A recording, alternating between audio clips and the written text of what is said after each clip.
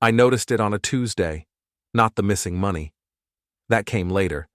What I noticed first was the way my son looked at me when I asked about the electric bill. He was standing in my kitchen, tie loose, jacket over one arm. He'd stopped by after work, said he wanted to check on me and his mother. That should have been the first warning. Derek didn't just stop by anymore, not since he married Vanessa 3 years ago. The electric bill? He repeated, like I'd asked him to explain quantum physics. Yeah, it bounced. Bank sent it back. His face did something I'd never seen before. A micro-expression, there and gone, like watching someone try to swallow a rock. Probably just a processing error, Dad. You know how banks are. I didn't know how banks are. I'd had the same account for 32 years, never bounced a check in my life. Maybe, I said. Derek smiled. It didn't reach his eyes. I can spot you the money if you need it. How much? 140. No problem. He pulled out his wallet, counted out 720s, laid them on the counter like he was doing me a favor. There, all set. I looked at the bills. Crisp, new, the kind you get from an ATM, not from carrying them around. Thanks. Of course. He checked his watch. I should get going. Vanessa's making dinner. He left before I could ask anything else. I stood there for a while, looking at the money on the counter. Something felt wrong. Not the bounced check. That happened. What felt wrong was the way Derek had moved, the way he'd answered. Like he was ready for the question before I asked it. My wife Rachel came in from the backyard. She had dirt on her knees from the garden. Was that Derek?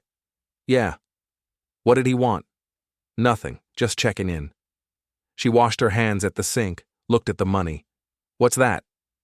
Electric bill bounced. He spotted me. Rachel dried her hands slowly. She had this way of going quiet when something didn't sit right with her. 34 years of marriage, I knew all her silences. That's strange, she said. What is? The electric bill bouncing. We just deposited your pension check last week. I know. So how does a $140 bill bounce when we have over $8,000 in the account? I didn't have an answer. She picked up the 20s, fanned them out. And why does Derek have cash like this just sitting in his wallet? He does sales. Probably keeps cash for client dinners. Since when? I shrugged. Rachel put the money down, crossed her arms. Something's wrong, she said. You're reading into it. Am I? I wanted to tell her yes. I wanted to believe my son had just been helpful, that the bounced check was a bank error, that the strange look on Derek's face meant nothing. But I'd spent 30 years in logistics, moving freight, tracking shipments, noticing when things didn't add up. And this didn't add up. I'll call the bank tomorrow, I said. Rachel nodded. She didn't look convinced. That night, I couldn't sleep. I kept replaying the conversation, the way Derek had answered too fast, the prepared cash, the smile that wasn't a smile. Around 2 a.m, I got up and went to the office, found our bank statements in the filing cabinet, started going through them, May, April, March, nothing obvious, regular deposits, regular withdrawals, pension came in like clockwork, bills went out on schedule. But there were small things. Transfers I didn't remember making. $20 here. $50 there. Nothing big enough to notice, but consistent. Every week, sometimes twice a week. I pulled out a calculator, started adding them up. Over 6 months, it came to almost $2,000. I sat back in the chair, stared at the numbers. $2,000 in small transfers to an account I didn't recognize. The account number was partially visible on the statements, but I'd never paid attention to it before. Why would I? I trusted the bank. I trusted my family. The account ended in 4739. I went through more statements, found the pattern going back further, 8 months, 10 months, a year. By the time I finished calculating, the sun was coming up. $4,300, gone. In amounts small enough that I'd never noticed, Regular enough that it looked like routine transfers, smart enough that it had taken me a year to catch on. Rachel found me still sitting there at 6:30. "Did you sleep at all?" "No." She looked at the papers spread across the desk. "What did you find?" I showed her. She read through the statements twice. Didn't say anything, just kept reading, her finger tracing the highlighted transfers.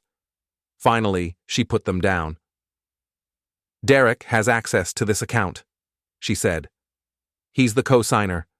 We added him 5 years ago in case something happened to us. He's been stealing from us. We don't know that. Don't we?" I wanted to argue, wanted to find another explanation. But I'd been looking at these numbers for 4 hours, and there was only one explanation that made sense. My son was draining our savings. "I'm going to the bank," I said. "I'm coming with you." "Rachel, I'm coming." We didn't talk about it over breakfast. We didn't talk about it in the car. We just drove to the bank branch on Maple Street, the one we'd been using since we moved to this city in 1993. The branch manager was a guy named Phil Brennan. I'd known him for 8 years, since he transferred from the downtown location. Good guy, competent, not the type to let things slip. "Tom, Rachel," he said when we walked in, "what can I do for you?" "I need to look at my account," I said. "Something's not right." Phil's expression changed. Not much, just enough. "Come into my office." We followed him past the teller stations into a glass-walled room at the back. He closed the door, gestured to the chairs. "What specifically are you concerned about?" he asked. I laid out the statements, pointed to the transfers. "These, I didn't authorize any of them." Phil looked at the papers, didn't touch them, just looked.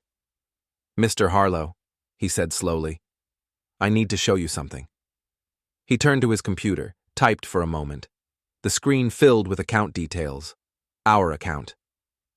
"These transfers," Phil said, "they were authorized by your co-signer." "Derek." "Yes."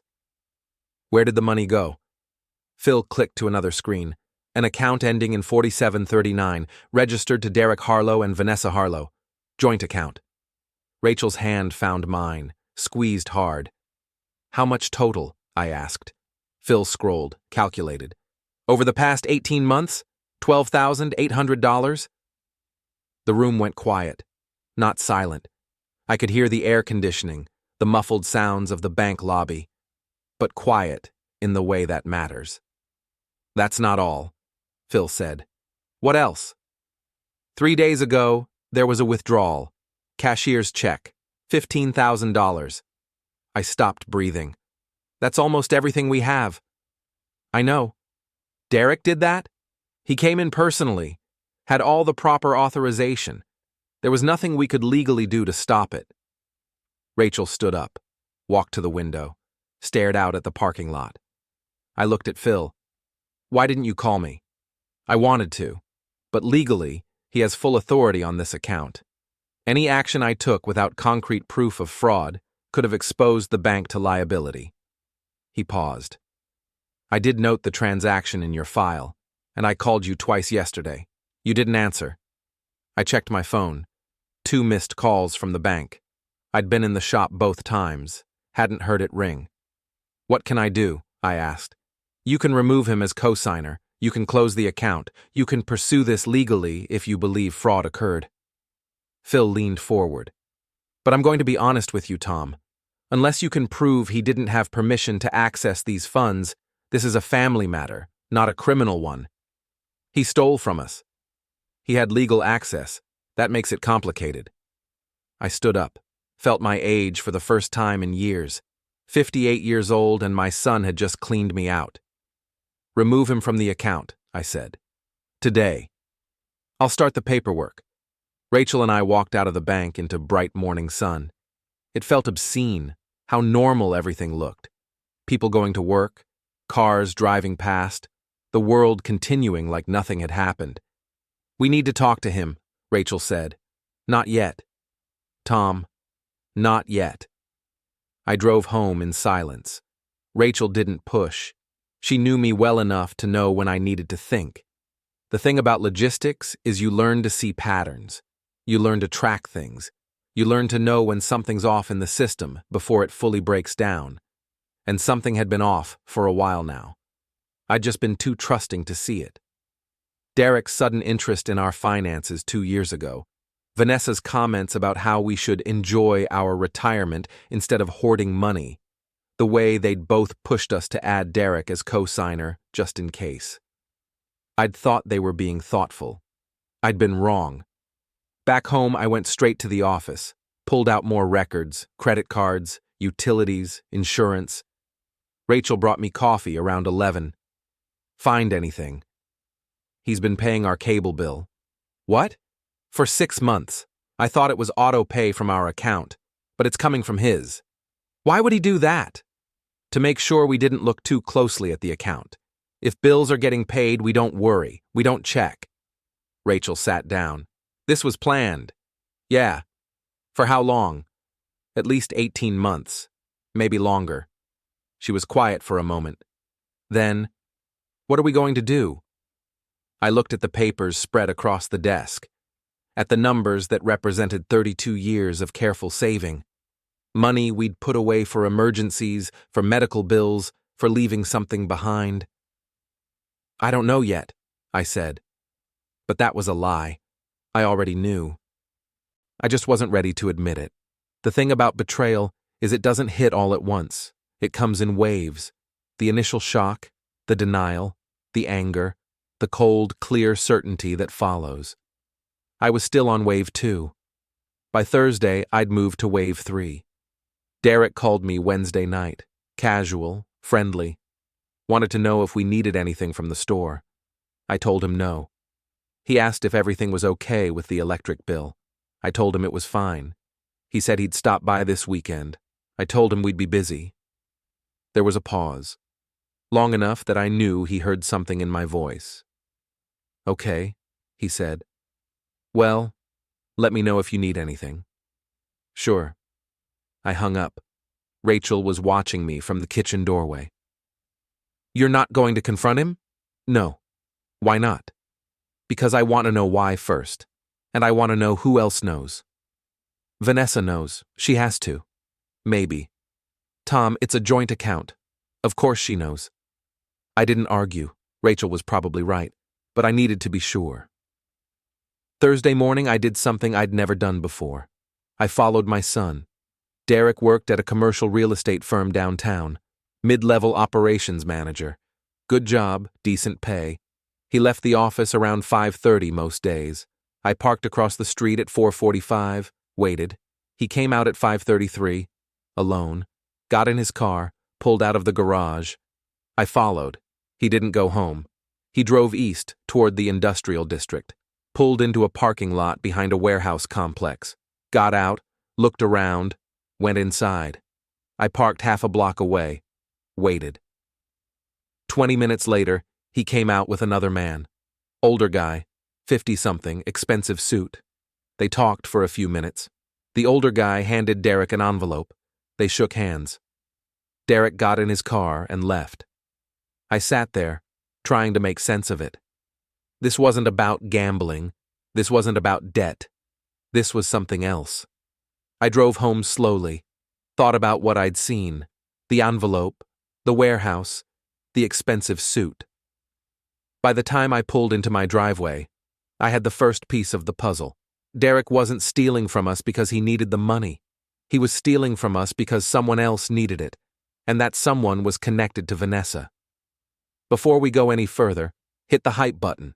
Take a second to subscribe and like the video. It really helps the channel grow. And tell us in the comments, what would you do in this situation? Friday night, we had dinner at Derek and Vanessa's house. This wasn't planned. Vanessa called Thursday evening, insisted we come over, said it had been too long, said she was making pot roast, my favorite. Rachel wanted to cancel. I told her no. Why? She asked. Because I want to watch them. Tom? I need to see how they act, what they say, who they really are. She didn't like it, but she understood. We showed up at 6:30 with a bottle of wine we couldn't afford anymore. Vanessa answered the door in a dress that cost more than our monthly grocery bill. She'd always dressed well, but this was different. This was new money trying to look like old money. Tom, Rachel. She hugged us both. I smelled expensive perfume. Come in, come in. The house looked different too. New furniture in the living room, new art on the walls, a chandelier that definitely hadn't been there last month. Derek came out of the kitchen, beer in hand. Hey, Dad? Mom? He hugged Rachel, shook my hand. His grip was too tight. Nice place, I said, looking around. Yeah, we've been doing some updates, Vanessa said. Derek got a bonus last quarter. We decided to invest in the house. Smart, I said. We sat down in the living room. Derek brought me a beer. Vanessa poured Rachel a glass of wine. How have you been? Vanessa asked. We haven't seen you in weeks. Busy, Rachel said. Garden's keeping me occupied. Oh, you and your garden. Vanessa laughed. It was a good laugh, practiced. I keep telling Derek we should have his dad teach us how to grow tomatoes. But who has the time, right? Right, I said. Derek shifted in his chair. How's everything else? House okay? Fine. Bills all paid? Yeah. Good, good. He drank his beer. You know, if you ever need help with anything. We're fine, I said. Silence. Awkward. Vanessa filled it with a smile. Dinner's almost ready. Derek, can you help me set the table? They went into the kitchen. I heard them talking, low and urgent. Couldn't make out the words. Rachel leaned close to me. This feels wrong. Everything about this feels wrong. We should leave. Not yet. Vanessa called us into the dining room. The table was set with china I didn't recognize. More new purchases. We sat.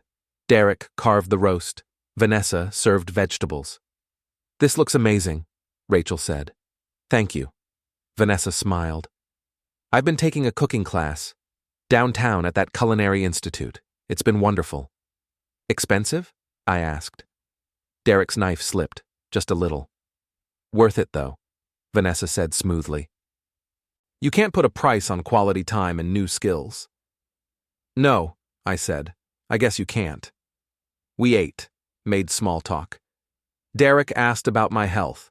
Vanessa asked about Rachel's sister in Phoenix. Normal family dinner conversation. Except nothing about it was normal. I watched them. The way Vanessa touched Derek's arm. The way Derek avoided looking directly at me. The way they decorated their house with our money. So, Vanessa said, cutting into her roast. I've been thinking. About what? Rachel asked. About you two. About your retirement. She smiled.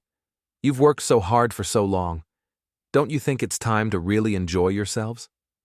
We enjoy ourselves fine, I said. I mean really enjoy. Travel, experiences. You're not getting any younger. She paused. I worry you're both just sitting on all that money instead of living. Rachel's fork stopped halfway to her mouth. Our money? She said quietly. Well, yes. I mean, Derek mentioned you have quite a bit saved up. And I just think, what's the point of having it if you're not going to use it? We use it, I said, for emergencies. But you're so healthy. What emergencies? Vanessa laughed again. That same practiced sound. You should take a cruise, visit Europe, do something memorable while you still can. Derek was staring at his plate. That's thoughtful of you to worry, I said, but we're happy with how things are. Are you, though? The question hung there. Rachel set down her fork. What exactly are you suggesting, Vanessa? Nothing, just that you've both earned the right to splurge a little. Stop being so cautious all the time. We're cautious because we worked for that money, Rachel said. Her voice was level, controlled. Every dollar in that account represents hours of work, years of sacrifice. We don't take that lightly. Of course not. I'm just saying, what are you saying? I asked. Vanessa looked at Derek. He wouldn't look back. I'm saying, Vanessa said carefully, that at a certain point, you have to ask yourself who really needs that money more. You two, sitting on it until you die? Or family who could use it now to build better lives? There it was, the thing she'd been circling all night. Rachel stood up. We should go. Rachel, Vanessa started. We should go, Rachel repeated. I stood. Thank you for dinner. Tom, wait. Derek finally looked at me. Dad, she didn't mean… Yes, she did, I said. We walked to the door. Vanessa followed, talking fast, trying to smooth it over. Derek stayed at the table. In the car, Rachel shook. Did she really just… Yeah. She actually said, I know. My family needs that money more than you do. Rachel's voice cracked. That's what she meant. That's what all of this was about. I drove home in silence. Let Rachel process. Let myself process. By the time we got home, I'd moved from wave 3 to wave 4. Cold, clear certainty. My son and his wife had stolen from us. They'd justified it. They'd spent our money on furniture and cooking classes and upgrades, and now they were telling us we didn't deserve it anyway. I went to the office, pulled out a notebook. Rachel came in an hour later. What are you doing? Making a list. Of what? Everything Derek has access to. Everything we need to protect. Everything we need to understand. She sat down across from me. Tom, we need to call a lawyer. Not yet. Why not? Because Phil was right. Derek had legal access. A lawyer will tell us it's a family matter. It'll cost money we don't have and go nowhere. So what then? I looked at her. Really looked at her. 34 years. We'd built a life together, raised a son, done everything right. And our son had repaid us by stealing everything we'd worked for. I don't know yet, I said. But that was the last time I'd tell that lie. Saturday morning, I called in sick to my shift at the distribution center. First time in 3 years. Rachel raised an eyebrow. You're never sick. I am today. I spent the morning making calls, bank, insurance company, credit card companies, changed passwords, updated security questions, removed Derek's access from everything. It took 4 hours. Phil at the bank walked me through the co-signer removal. This is effective immediately, he said. Derek no longer has any access to your accounts. Good. Tom, I have to ask, are you going to pursue this legally? I don't know. The longer you wait, I know. I hung up, stared at the phone. Rachel brought me lunch, sandwich and chips. You're shutting him out, she said. Yes. Completely. Yes. Good. She said it with such finality that I looked up. Rachel wasn't angry often, but when she was, it was absolute. He called while you were on the phone with the bank, she said. What did he say? He wanted to know if we were okay. If something was wrong. She paused. I told him we knew. Rachel. I told him we knew exactly what he'd done, and that he was no longer welcome in this house. I stood up. What did he say? He tried to explain, said it was complicated, said we didn't understand. Her voice was steady, flat. I hung up on him. My phone buzzed, Derek calling. I didn't answer. It buzzed again. Text message. Dad, please let me explain. It's not what you think. I deleted it. Another buzz. Vanessa's family was in trouble. We had to help them. Delete. Another. We were going to pay you back. Delete. Another. Please don't shut me out. I turned off the phone. Rachel was watching me. What are you thinking? I'm thinking about Wednesday. What happened Wednesday? I told her. The warehouse, the man in the suit, the envelope. She listened without interrupting. So it's not just theft, she said when I finished. It's something bigger. Yeah. What are you going to do? I looked at my wife, at the woman who'd stood by me for 3 decades, who'd raised our son, who'd trusted him just like I had. I'm going to find out what Derek's really involved in, I said, and then I'm going to make sure he understands what he's done. How? I don't know yet. This time, she didn't question it. Sunday, Derek showed up at the house. I was in the garage, sorting through old tools, when I heard the car pull up. Rachel met him at the door. I heard their voices through the open garage door. Couldn't make out words, but the tone was clear. Then footsteps. Derek coming into the garage. "Dad." I kept sorting. Didn't look up. "Dad, we need to talk." "No, we don't." "Please, let me explain." I turned. Looked at my son. He was 31 years old. Good job, nice house, beautiful wife. And he'd stolen from his parents without a second thought. "Explain what?" I asked. "Vanessa's father," he started. "I don't care about Vanessa's father. He got into debt, gambling, bad people were involved. We had to help. With our money. I was going to pay you back." "When?" Derek hesitated. "Soon." That's not an answer. "Dad, you don't understand the pressure I was under." "Then help me understand." I stepped closer. "Help me understand how you looked me in the eye for 18 months while you drained our savings. Help me understand how you paid for furniture and cooking classes with our money. Help me understand how your wife thought she could lecture us about deserving what we'd earned." "She didn't mean it like that." "Yes, she did." Derek ran his hand through his hair. Frustrated, cornered. "What do you want me to say?" "Nothing. I want you to leave. Dad, get out of my house. This is my childhood home. It's my house, and I'm telling you to leave." We stood there, father and son, strangers. Derek's phone buzzed. He checked it. His face went pale. "I have to go," he said. "Then go." He started to leave. Stopped. Turned back. "I'm sorry," he said. "No, you're not. Not yet." He left. I heard his car start, drive away. Rachel came into the garage. "He's scared," she said. "Good." "What did his phone say?" "I don't know, but whatever it was, it's connected to all this." Rachel crossed her arms. "What happens now?" I looked at the tools scattered on the workbench, things I'd collected over 30 years. Each one had a purpose. Each one solved a specific problem.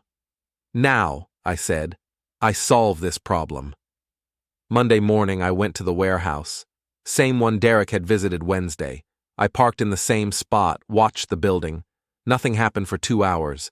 Then a black sedan pulled up. Same man Derek had met got out, went inside. I waited. 20 minutes later, 2 more cars arrived. Men in suits, business types. 30 minutes after that, they left. I followed the first car. It led me downtown. High-rise building, corporate offices.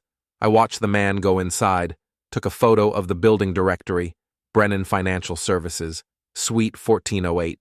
I went home, looked them up online, loan company, private lending. The kind of place you went when banks wouldn't help you. The kind of place that charged rates that should be illegal. I kept digging, found reviews, complaints, legal filings. Brennan Financial Services had a reputation, and it wasn't good. People who borrowed from them didn't just get loans, they got trapped. And if Vanessa's family had borrowed from them... I called Phil at the bank. "Tom, what can I do for you? I need to know something. The cashier's check Derek took out. Do you have a record of who it was made out to?" Pause. "I can check." I heard typing. "Brennan Financial Services," Phil said. "You're sure?" "Positive. $15,000. Cashier's check. Paid to Brennan Financial Services, dated last Wednesday." I thanked him. Hung up. Sat there, piecing it together. Vanessa's father had gambling debts. Probably went to Brennan when he couldn't pay. They gave him a loan. High interest. Impossible terms. Now he couldn't pay that either. So Derek and Vanessa used our money to cover it. $12,000 in slow transfers. $15,000 in one big check. $27,000 of our savings. Gone. To pay off a loan shark. And they thought they could just do it. Thought we wouldn't notice. Thought we didn't deserve that money anyway. I looked at my hands. 58 years old. Worked with these hands my whole life. Loading trucks, moving freight, building things, breaking things when they needed to be broken. Nothing had ever made me angrier than this moment. Not the theft, not the lies, the casual dismissal, the assumption that we were too old, too stupid, too trusting to fight back. Rachel came in, saw my face. "What did you find?" I told her everything. She listened, didn't interrupt. When I finished, she was quiet for a long time. "They're not going to stop," she said. "No. Derek will keep trying to fix this, keep trying to help Vanessa's family, keep using us. Not anymore, he won't." "How are you going to stop him?" I looked at my wife, at the woman who'd stood by me through everything. "I'm going to take everything they care about," I said, "and I'm going to make sure they never see it coming." Rachel nodded slowly. "Good," she said. Monday morning, I went back to work. Hank looked relieved when I walked in. "Tom, good to see you. Feeling better?" "Yeah, thanks for covering." "No problem. You had us worried." I suited up, grabbed my route sheet. Back to normal, loading docs and delivery schedules and the familiar rhythm of the job. It felt good, grounding, but I couldn't stop thinking about what came next. Around lunch, my phone buzzed. Rachel. "Someone's watching the house." I stepped outside the warehouse. "What do you mean?" "Black car, parked down the street, same one from Gregory's house." "Brennan, what do I do?" "Nothing. Let them watch. They're trying to pressure us." "Tom, it's fine. They can't do anything." I hung up, went back to work, but I couldn't concentrate. At 3, I called it a day. Told Hank I still wasn't feeling 100%. Drove home faster than I should have. The black car was gone when I got there. Rachel met me at the door. "They left about an hour ago." "Did they approach you?" "No, just sat there." I walked around the house, checked windows, doors, everything locked. "What are they trying to do?" Rachel asked. "Intimidate us. Show us they're serious." "Is it working?" I looked at her. "What do you think?" She almost smiled. "No." That night, I couldn't sleep. Kept thinking about Brennan's man sitting outside our house. Watching. Waiting. Kept thinking about Derek, desperate and panicked. Kept thinking about Vanessa, probably planning her next move. Around 2 in the morning, I got up, went to the office, pulled out the notebook, started planning. The thing about logistics is you learn to think in systems. Inputs and outputs, causes and effects. If you want to move something from point A to point B, you map every step, every potential problem, every potential solution. I'd been thinking about this wrong. I'd been reacting, defending, protecting. That wasn't how you won. You won by controlling the system, by becoming the thing everyone else had to react to. I wrote for 2 hours. By the time I finished, I had a plan. Not a complete plan, but the outline of one. Step 1, cut off Derek's options. Step 2, isolate Vanessa. Step 3, force Gregory to face consequences. Step 4, make everyone understand exactly what they'd lost. Simple, clear, achievable. Rachel found me at 6 in the morning, still at the desk. "Did you sleep at all?" "No." She looked at the notebook. "What's this?" "A plan." "For what?" "Everything." She read over my shoulder, didn't say anything for a long time. "This is going to destroy them," she finally said. "I know. Derek will hate you. I know that too. And you're okay with that?" I looked up at her. "He hated us enough to steal from us. I can live with him hating me for making him pay." Rachel sat down. "Okay, tell me what you need." Tuesday, I started executing. First step, cut off Derek's options. I knew Derek, knew how he thought. When pressured, he'd try to fix things, find new sources of money, make deals. I needed to make that impossible. I called his office, asked for the operations manager. "This is Derek Harlow." "Derek, this is Frank Patterson from Citywide Logistics." Fake name, casual tone. "I'm calling about your credit application." Pause. "What credit application?" The one you submitted last week, for a personal loan of $15,000. I didn't. He stopped. Who is this? I hung up. Called back 5 minutes later. Different voice. Derek Harlow, please. This is Derek. Mr. Harlow, this is Jennifer from Rapid Cash Advance. Your application has been received, but we need additional documentation. He hung up. I smiled, kept going, called 6 more places, banks, loan companies, payroll advance services, left voicemails, sent emails, made it look like Derek was desperately applying for money everywhere. By noon, his credit report would be flagged. Too many inquiries. Red flag for lenders. No one would touch him. Second step. Isolate Vanessa. This was trickier. Vanessa was smart, connected, had friends. I needed to make those friends question her. I created a fake email account, generic name, sent a message to 3 of Vanessa's friends whose emails I'd found on social media. I'm a concerned neighbor. I thought you should know Vanessa and Derek have been having serious financial problems. I've seen debt collectors at their house. Just wanted to give you a heads up in case they try to borrow money from you. Short, simple, believable. I sent it, waited. Within 2 hours, one of them had forwarded it to Vanessa. I knew because Vanessa called Rachel. Rachel put her on speaker. Did you send this? Vanessa demanded. Send what? This email. Someone's telling my friends we're in debt. Are you? That's not the point.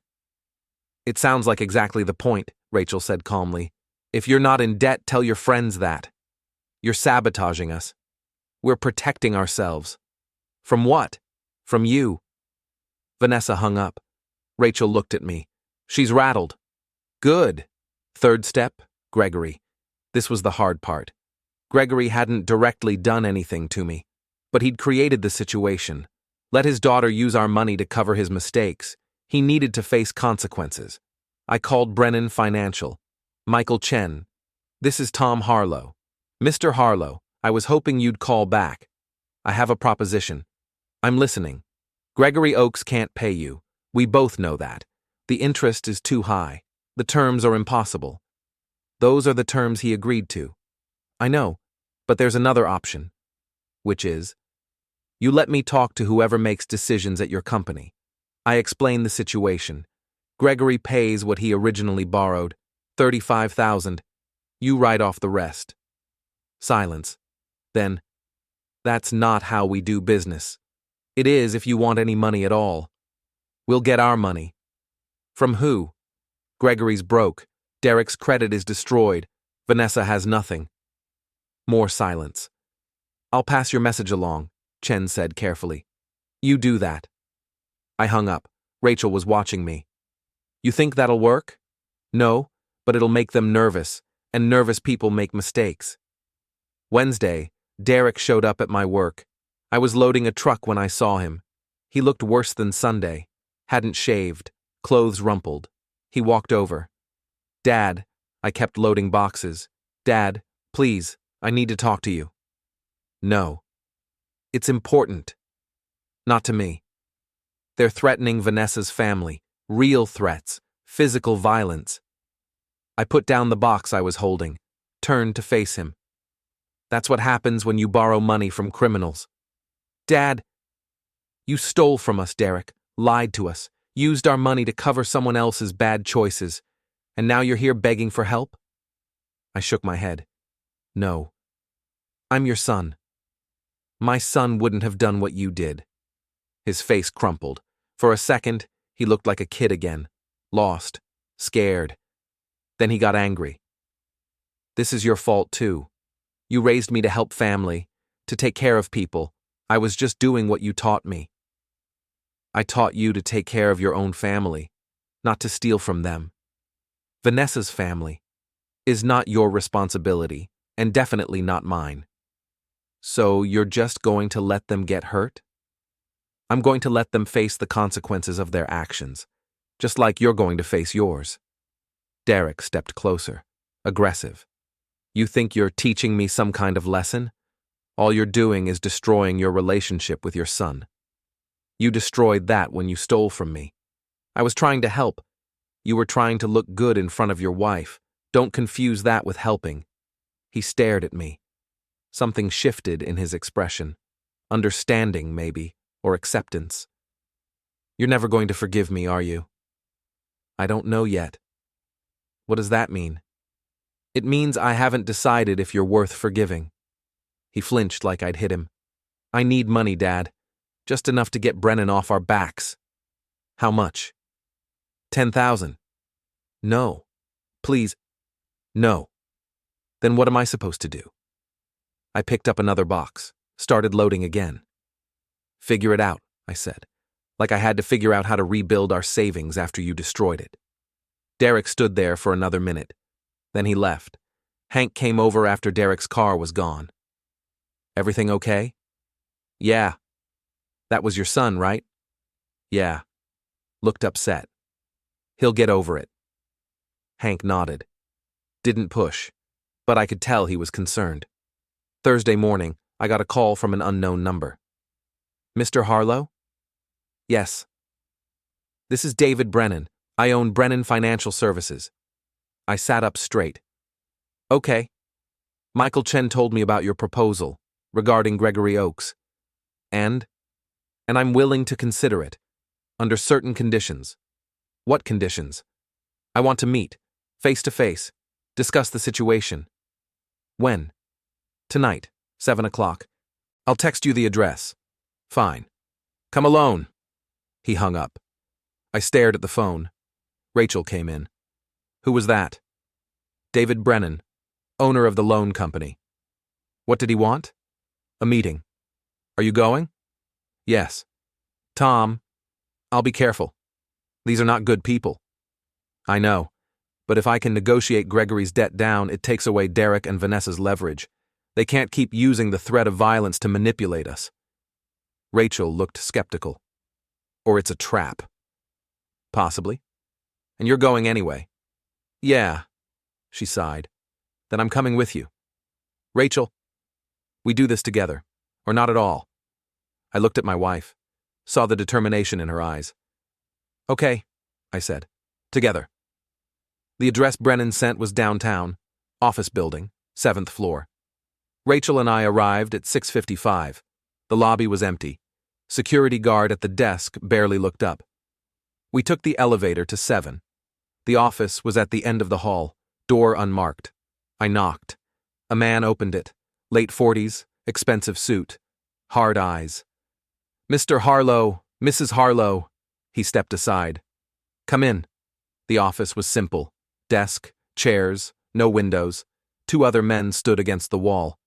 Security, probably. Brennan sat behind the desk, gestured to the chairs. Sit. We sat.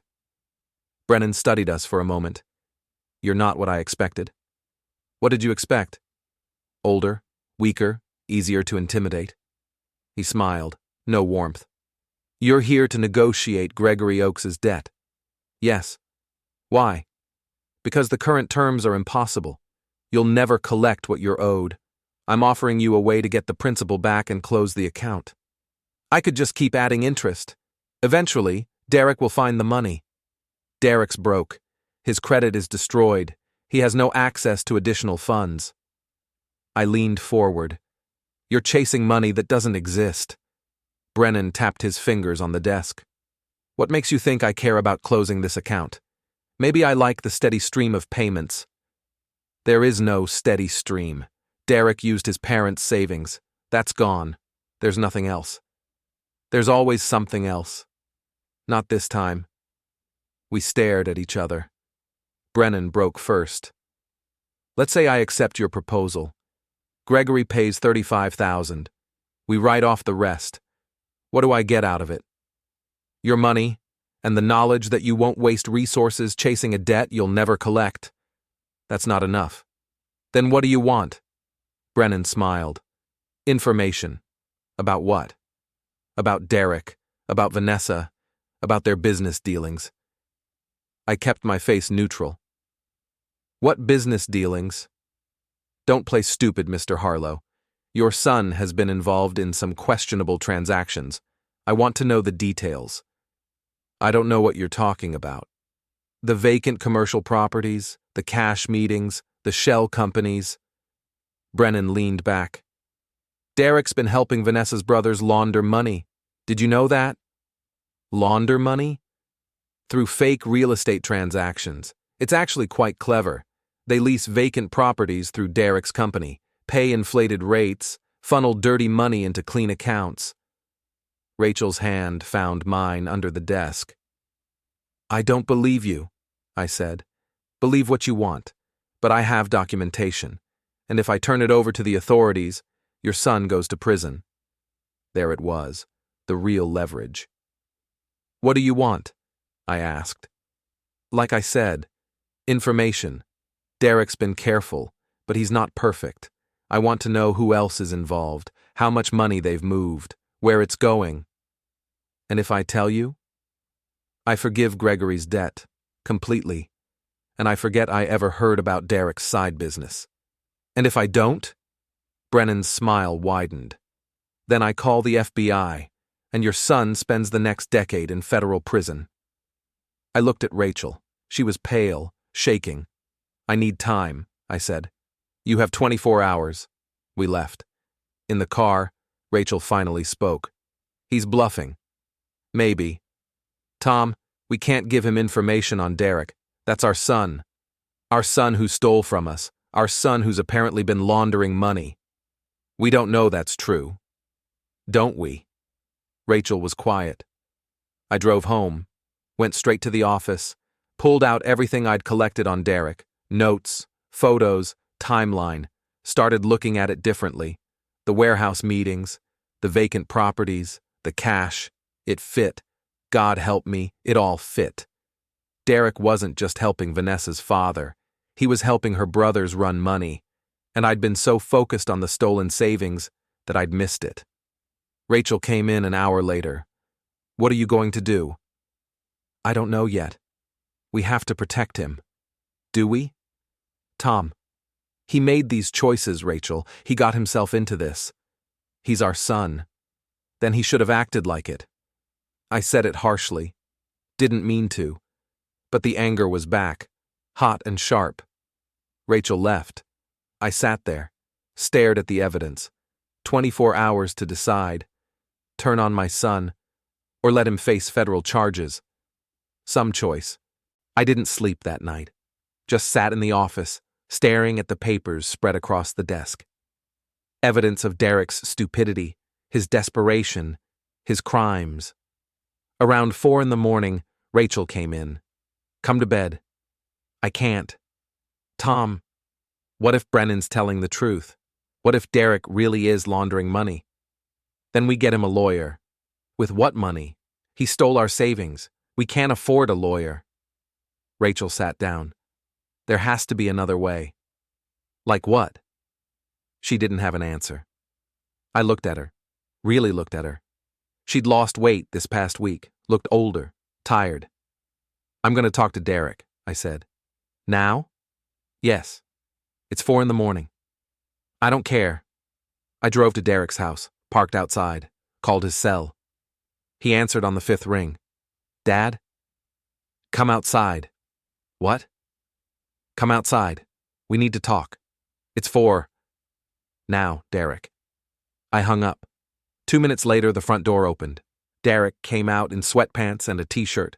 No shoes. He got in my truck. What's going on? He asked. Tell me about the money laundering. His face went white. Don't lie to me. Not now. Not after everything. Derek stared straight ahead. Didn't say anything. Brennan told me, I said. Vacant properties, cash transactions, Vanessa's brothers, all of it. Dad, is it true? Silence. Derek, is it true? Yes. The word hit like a punch. Jesus Christ. It's not what you think. You're laundering money. What else is there to think? I was trying to help. Stop saying that. You weren't helping. You were committing federal crimes. Derek put his head in his hands. Vanessa's brothers got into something. Bad people. Worse than Brennan. They needed to move money quickly. Clean it. I had access to commercial properties through work. It seemed simple. How long? 8 months. How much? I don't know. Maybe 200,000 total. I couldn't breathe. $200,000? It wasn't all at once. You laundered $200,000 through fake real estate deals and you thought no one would notice. I was careful. You were stupid. Derek looked at me, eyes red. I know. Brennan says he'll turn you in. FBI, federal charges. You'll go to prison. I know. Unless I give him information. Derek's expression changed. What kind of information? About your business dealings? Who else is involved? Where the money went? You can't. Why not? Brennan's bad, but the people Vanessa's brothers work with? They're worse. Then you should have thought of that before you got involved. Dad, please. I have 24 hours to decide. Turn you in, or protect you. What are you going to do? I looked at my son. 31 years old, married, good job, whole life ahead of him, and he'd thrown it all away. I don't know, I said. I drove home. Rachel was waiting in the kitchen. Well, it's true, all of it. She closed her eyes. How bad? 200,000 in laundered money, federal charges, prison time. We have to protect him. Why? Because he's our son. He's also a criminal. Tom, no. I stood up. I'm done making excuses for him. He stole from us, lied to us, committed federal crimes. At what point do we stop protecting him and let him face consequences? When those consequences don't include prison. Maybe prison is what he needs. Rachel stared at me. You don't mean that. Don't I? If he goes to prison, his life is over. Career, marriage, everything. He did that to himself. And you're going to let it happen? I didn't answer. Rachel stood, walked to the door, stopped. I love you, Tom, but if you turn our son over to the FBI, I'll never forgive you. She left. I sat there, alone, thought about Derek as a kid, little league, school plays, teaching him to ride a bike, thought about the man he'd become, weak, desperate, criminal, thought about what I owed him, what I owed myself. By sunrise, I'd made a decision. I called Brennan at 8 o'clock. Mr. Harlow, have you decided? I have a counter-proposal. I'm listening. You forgive Gregory's debt completely. You never contact Derek or Vanessa again. And I give you something better than information. What? Evidence? Documentation? Enough to prosecute Vanessa's brothers without involving Derek. Pause. How do you have that? Because Derek kept records. Stupid, I know. But he did. Every transaction, every property, every dollar moved. And you'll give this to me? On 3 conditions. 1, Gregory's debt is forgiven. 2, Derek's name is kept out of it. 3, you use this to go after the real criminals, not my son. Why would I agree to that? Because Vanessa's brothers are the real target. They're the ones running the operation. Derek's just a tool they used. You take them down, you get credit, you get headlines, and you get bigger fish than one desperate idiot who stole from his parents. Silence on the line. 24 hours, Brennan said. Bring me the evidence. I'll verify it's real. Then we'll talk. Agreed. I hung up. Called Derek. Dad, I need everything. Every record you kept, every transaction, every name. Why? Because I'm going to save your worthless life. I don't understand. You don't need to. Just get me everything. Tonight. Dad, do you trust me? Pause. Yes. Then do what I say. I hung up, spent the day at work, went through the motions, loading trucks, checking manifests, thinking about what came next. Derek met me at a rest stop off Highway 40 at 7 that night. He handed me a flash drive. This is everything. Everything? Every file, every email, every transaction record. I took it. How bad is it? Bad. If anyone sees this, no one will. Except Brennan. You're giving this to Brennan? Yeah. Dad, if he turns this over to the police, he won't. Because I'm giving him Vanessa's brothers, not you. Derek stared at me. Why are you doing this? Because you're my son, and despite everything, I'm not ready to watch you destroy yourself completely. I don't deserve this. No, you don't. Derek looked like he wanted to say something else. Instead, he just nodded. Thank you. Don't thank me. Just get your life together. He left. I sat in my truck, looked at the flash drive. Everything Derek had done was on here, every crime, every mistake. And I was about to hand it to a loan shark. This was the moment, the point where I could still turn back, still do the right thing, call the police, let Derek face justice. Instead, I drove to Brennan's office. He was waiting. You have it? I handed him the flash drive. He plugged it into his computer, started scrolling. 5 minutes passed, 10. Finally, he looked up. This is good, very good. Will it work? Oh yes, this is more than enough to prosecute. If I turn this over to the authorities, Vanessa's brothers go away for a long time. And Derek? Derek's name is all over this. But he was being used. He's not the mastermind. That's not how federal prosecutors see it. My hands clenched. We had a deal. We had a proposal. I never agreed to anything. I stood up. If you turn Derek in, you'll what? You have no leverage, Mr. Harlow. I have everything now. The two security guys moved closer. Brennan smiled. Here's what's going to happen. I'm going to use this to negotiate with Vanessa's brothers. They'll pay me to make this disappear. And you'll go home and be grateful I don't turn Derek in anyway. You said, I lied. What are you going to do about it? I looked at him, at his smug expression, at his confidence, and something inside me snapped. Not violently, not loud, just a cold, clear realization that I was done being the victim, done being manipulated, done playing by rules that no one else followed. Nothing, I said. Brennan looked surprised. Smart choice. Just one question. What? Do you back up your files? He frowned. What? I pulled out my phone, showed him the screen, remote access to his computer, already installed via a script Derek had embedded in the files. What the? I hit delete.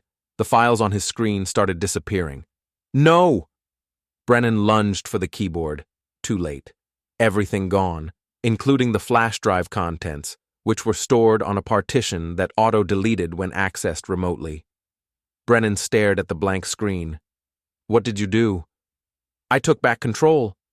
You deleted evidence that never should have existed in the first place. The security guys moved toward me. I stood my ground. Touch me and I call the police. Explain how you were trying to use stolen evidence to blackmail people. They stopped. Brennan's face was red. You just destroyed nothing you had any right to. Now here's how this is actually going to work. I leaned on his desk. You forgive Gregory Oakes's debt, completely. You never contact my family again. You forget Derek's name, and you move on with your life. Or what? Or I take what I know about your business to the authorities, interest rates, loan practices, intimidation tactics, all of it. You have no proof. I have Derek, who'll testify about everything if you push me. He'll incriminate himself. Maybe, but he'll take you down with him, and I think you have more to lose than he does. Brennan stared at me, calculation behind his eyes. Fine, he finally said. Deal. Say it clearly. Gregory Oakes's debt is forgiven. I'll never contact your family again. And Derek? I don't know anyone named Derek. I nodded, turned to leave. Mr. Harlow. I stopped. You just made an enemy. I already had one. His name was Derek. Losing you doesn't scare me. I walked out. In the truck, my hands were shaking. Not from fear, from adrenaline, from the realization of what I'd just done. I'd threatened a loan shark, destroyed evidence, committed what was probably a dozen crimes myself, and I didn't care, because I'd won. I drove home. Rachel was waiting. Well, it's done. Gregory's debt is forgiven. Brennan won't come after Derek. How? I played him, used Derek's files to get leverage, then took it away. Rachel sat down slowly. Tom, what did you do? What I had to. You could have gone to prison, but I didn't. She looked at me like she was seeing a stranger. What happened to you? They happened to me, Derek, Vanessa, Brennan, all of them. They pushed and pushed until I pushed back. And now? Now we finish this. Finish what? I looked at my wife. Derek and Vanessa still need to understand what they did. Really understand. Haven't they suffered enough? Have they? Derek's not in prison. Vanessa's father is off the hook. They got everything they wanted. Except you. Yeah, except me. Rachel was quiet for a long time. What are you going to do? She finally asked. I'm going to make sure they never forget. Friday morning, I called Derek. It's done. Brennan's taken care of. Silence on the line. Then, how? Don't ask questions you don't want answers to. Dad! Gregory's debt is forgiven. You're not going to prison. You're welcome. Thank you. I don't know what to say. Don't say anything, just listen. You and Vanessa owe me $27,000. You're going to pay it back. We don't have that kind of money. Then get it. Sell the new furniture, sell the car, sell whatever you bought with our savings. I want it back. Dad, every dollar, Derek. Or I go to your employer and tell them exactly what you've been doing with their commercial properties. You wouldn't try me. I hung up. Rachel was in the kitchen. You're really going to make them pay? Every cent. What if they can't? They'll figure it out. She poured coffee, didn't look at me. You've become someone I don't recognize. Good. The person you recognized got taken advantage of. That's not fair. None of this is fair, Rachel, but it's reality, and I'm done pretending otherwise. She left the room. I sat there, drank my coffee, thought about what came next. Saturday, Vanessa called. Tom, we need to talk about Derek's demands. They're not demands, they're requirements. We don't have $27,000 just lying around. You had it when you stole it from us. We didn't steal. Yes, you did, and now you're going to return it. It'll take time. You have 60 days. After that, I start making calls. To who? Derek's employer, the police, the IRS, whoever needs to know about your family's business dealings. Silence. Then, you're bluffing. Am I? You want to find out? She hung up. Rachel came in. That was harsh. It needed to be. Tom, if you actually report them, I won't have to. They'll pay. How do you know? Because I know Vanessa. She's not brave. She's manipulative. Give her a direct threat, and she'll fold. And if she doesn't? I didn't answer. Sunday, Derek called. We need more time. No. Dad, please, we're trying. Trying isn't good enough. You had 18 months to steal from us. You have 60 days to pay us back. Where are we supposed to get that kind of money? I don't care. Sell things. Get a second job. Borrow from someone else. Figure it out. This is impossible. You made it impossible when you stole from us. I'm your son. Then act like it. Take responsibility. Fix what you broke. I'm trying. No, you're whining. There's a difference. I hung up. Rachel was watching from the hallway. You're pushing them. Yeah? What if they break? Then they break. Not my problem. It is your problem. Derek's your son. He stopped being my son when he stole from me. Rachel flinched. You don't mean that. Don't I? She walked away. I went to the office, pulled out the notebook, crossed off items from my list. Brennan handled, check. Gregory's debt resolved, check. Derek and Vanessa pressured, check. What was left? Making sure they understood. Making sure they never forgot. Making sure everyone knew exactly what they'd done. Monday morning, I went to Derek's office, walked right past reception, found his cubicle. He looked up. Dad, what are you? I need to talk to your boss. No. Where's his office? Dad, please. I walked to the manager's office, knocked. Come in. I opened the door. Middle-aged guy, balding, looked stressed. Can I help you? My name is Tom Harlow, Derek Harlow's father. I need to discuss some concerns about his use of company properties. The manager's expression changed. What kind of concerns? The kind that should be discussed privately. He gestured to a chair. Sit. I sat, closed the door. I recently learned my son has been using vacant commercial properties to facilitate financial transactions, off the books, without proper authorization. The manager leaned forward. How do you know this? Because I have documentation, and because he admitted it to me. That's a serious allegation. I know, which is why I'm bringing it to you instead of the authorities. Why? Because I want my son to keep his job. But I want him supervised. I want oversight. I want to know this never happens again. The manager studied me. What do you expect me to do? Review his transactions. Audit his property leases. Make sure everything's legitimate going forward. And if I find irregularities? Handle them internally. Don't fire him. Just make sure he understands there are consequences. Why are you doing this? Because he's my son, and despite everything, I don't want to destroy him completely. The manager nodded slowly. I'll look into it. Thank you. I left. Derek caught me in the parking lot. What did you do? I protected you, and guaranteed you'll never do this again. You went to my boss, and gave him enough information to make sure you're watched, but not enough to get you fired. Dad! You're welcome. I drove away, left Derek standing there, probably panicking, probably calling Vanessa. Good.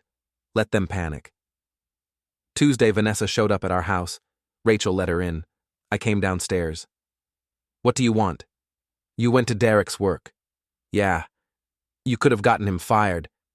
But I didn't. You're welcome. This is insane. What's insane is thinking you could steal from us without consequences. Vanessa's composure cracked. We're trying to pay you back, not hard enough. Tom, please, we don't have the money. Then get it. How? I looked at her, really looked at her. Designer clothes, expensive jewelry, manicured nails. Sell your car, I said. What? The Lexus. Sell it. That's $15,000 right there. I need a car. Buy a cheaper one. Use the difference to pay us back. That's fair. That's what it is. Fair. Vanessa's eyes filled with tears. Manipulation. I'd seen it before. This is cruel. What's cruel is lecturing us about deserving our money while you spent it on furniture and cooking classes. I never said, you said exactly that, and now you're going to pay for it. She left. Rachel came in. That was brutal. She'll survive. Will she? Will Derek? I don't care. You do care. I can see it. I looked at my wife. What do you want me to say, Rachel? That I feel bad? I don't. They did this to themselves. And you're just going to punish them forever? Until they pay us back. Then we'll see. She shook her head, walked away. I stood there, alone, wondering if she was right, wondering if I'd gone too far. Then I thought about our empty savings account, about Derek's casual lies, about Vanessa's dismissive comments. No, I hadn't gone far enough. Wednesday, Derek sold his car. Not the Lexus, his car, the sedan. Got $12,000 for it. Brought me a cashier's check. We met at a coffee shop, neutral ground. He slid the check across the table. That's all I have. I looked at it.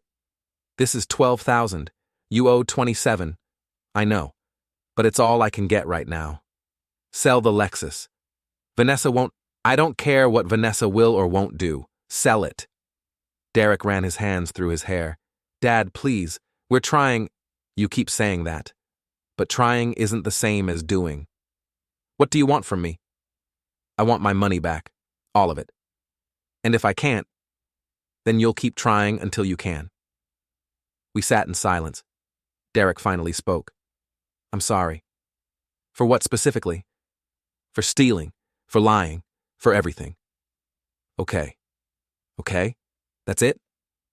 What do you want me to say, Derek? That I forgive you? I don't. Not yet. Will you ever? I don't know. Ask me when you've paid back every dollar you stole. He looked broken. I've lost everything. My savings, my car, your trust. What more do you want?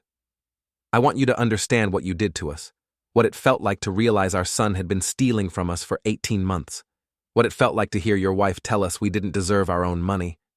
I understand. No, you don't. But you will. I took the check, left, didn't look back. Thursday, Rachel confronted me. This has to stop. What does? This campaign against Derek.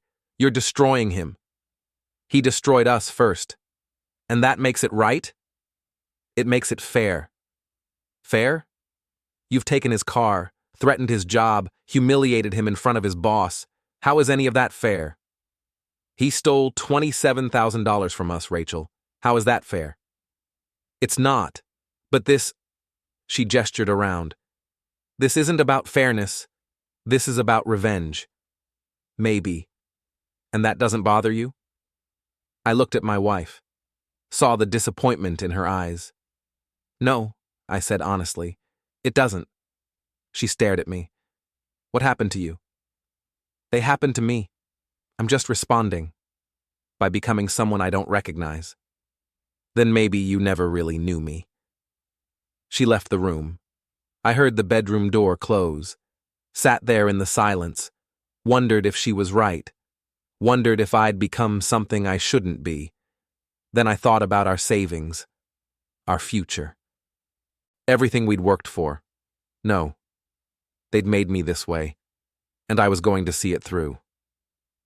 Friday afternoon, Vanessa called. We're selling the Lexus. Good. This is going to take time to get a fair price. I don't care about fair price. Sell it quickly. Tom, you have 2 weeks. After that, I start making calls. To who? Everyone who needs to know what you and Derek did. You're destroying our lives. You destroyed ours first. I'm just returning the favor. She was crying now. Real tears, maybe. Please. We're trying. 2 weeks, Vanessa. I hung up. Sat there. Felt nothing. That should have worried me. It didn't. Saturday, Derek showed up at the house. Rachel let him in before I could stop her. He stood in the living room, looked thinner, older. Dad, we need to talk. About what? About this situation. About us.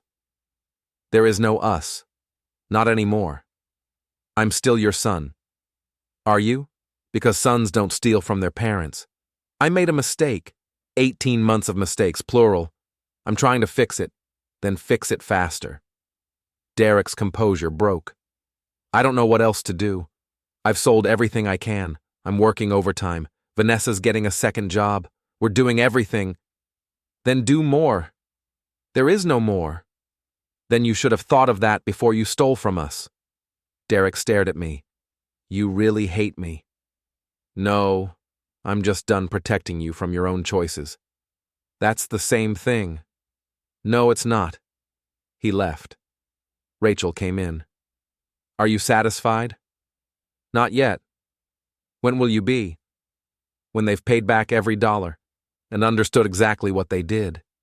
They already understand. Do they? Or do they just understand they got caught? Rachel didn't answer. Sunday, I got a text from Vanessa. Lexus sold, $13,000. I'll bring you the check Monday. I showed Rachel. That's $25,000, she said. Just 2 more to go. Yeah. And then? Then we'll see. See what? If they've learned anything. Monday morning, Vanessa brought the check. She looked terrible. No makeup, sweatpants, hair in a messy ponytail. Here. She handed me the check. I looked at it. This is $13,000. I know. We still owe you 2 more. When will you have it? I don't know. Derek's next paycheck is in 2 weeks. We're cutting every expense we can. Good. Vanessa looked at me. Are you enjoying this? Enjoying what? watching us suffer. I thought about the question. Honest answer? A little, I said. She flinched. We're family. Family doesn't steal. We were trying to help. You were trying to avoid consequences. There's a difference. Vanessa's eyes filled with tears. Again, when will this be over? When you've paid us back, every dollar, with interest. Interest? You had our money for 18 months. Interest is fair. How much interest? 6%, annually, compounded monthly. She calculated. That's another $1,600, roughly. Tom, those are the terms. Take them or I go to the authorities with everything I know. She stood there, defeated. Fine. She left. Rachel came in. Interest? They had our money. It's only fair. You're twisting the knife. Yeah. Why? Because they need to remember this. Every payment, every sacrifice, every consequence. They need to remember what they did. Rachel looked at me sadly. You've changed. I know. I'm not sure I like who you've become. I'm not sure I care. She walked away, left me standing there, alone,